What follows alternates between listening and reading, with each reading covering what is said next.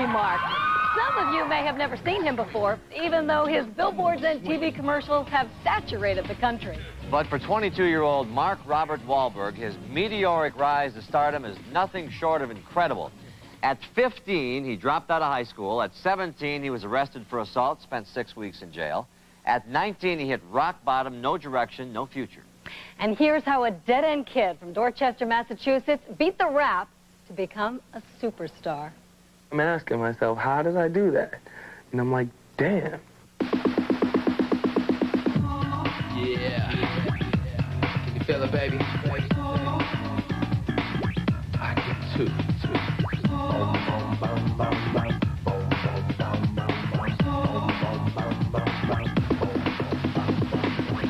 Just 5 years ago, the only picture you'd see of a 17-year-old Marky Mark was a mugshot.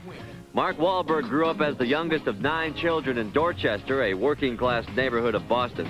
From the very beginning, he seemed destined for anything but success. Here in these never-before-seen photos, we see him as a young man. He quit high school and at age 15 abused alcohol and drugs and had numerous run-ins with the law. His parents went through a painful divorce, which only added to Mark's aimlessness.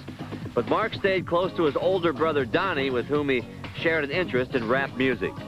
Me and Marky used to listen to rap years ago. Rap was always there. You know, we used to write rap songs together just for fun when we were little kids. The two of them helped form a new band, but Marky's lack of discipline led him to quit shortly after. Donnie remained, and the new band, New Kids on the Block, went on to become a worldwide music phenomenon. While his brother was earning millions, Marky went to jail for assault and battery. All my friends had been in and out of jail, and I had been locked up a bunch of times. And I just, you know, it was a big turning point.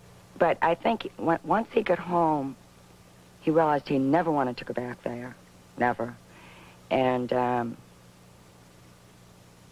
just started having a more positive outlook on things. I couldn't change, you know, all at once, but realizing, you know, that I had a lot of problems and I had a lot of things in my life that I had to change, you know, I said, cool, well, let me take one thing at a time. How did Marky change?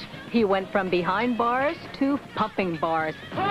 He literally lifted his self-esteem. The gym was and still really is a place where I can, you know, go and relax and find myself and show myself that if I work hard at something, I'm going to get something out of it. 18 months of pumping iron gave Marky a new body. But that wasn't all. Marky turned his newfound discipline to the music career he once rejected. How did he do that? Thank New Kids on the Block manager Dick Scott and older brother Donnie.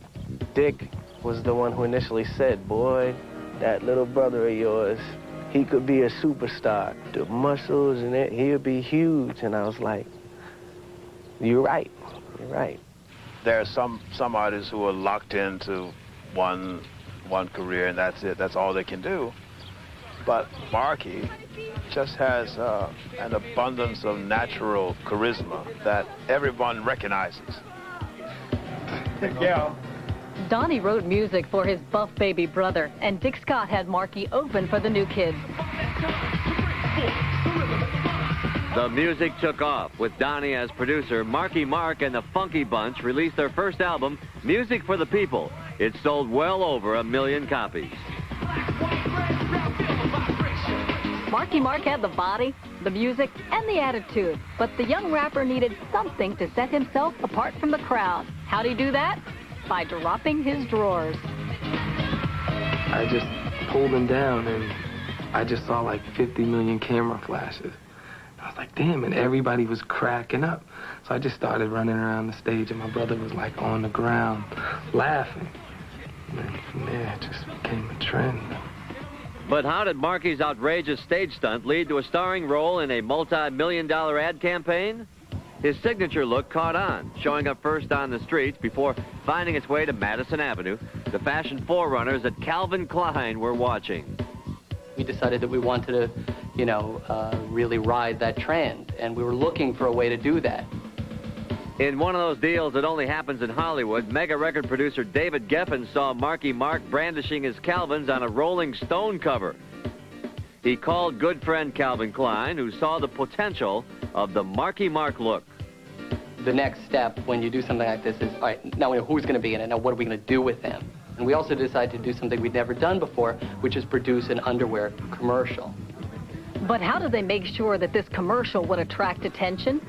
What we decided to do was to do very head-on, very sort of rap-inspired, as Mark is, ads. Shouts goes out to my man Calvin Klein, good looking out for the drawers. And we wanted them to be approachable. We wanted Mark to seem both friendly and charming. Oh, she got freckles. As well as tough. Because Mark is all those things. Next question.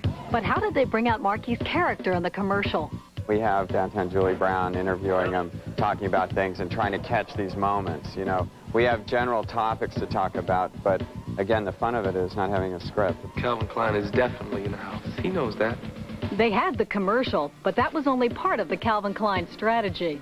Marky is kind of a street kid. And the idea behind the campaign was, rather than do the very traditional media planning that had been done in the past, is we decided to take Mark to the streets.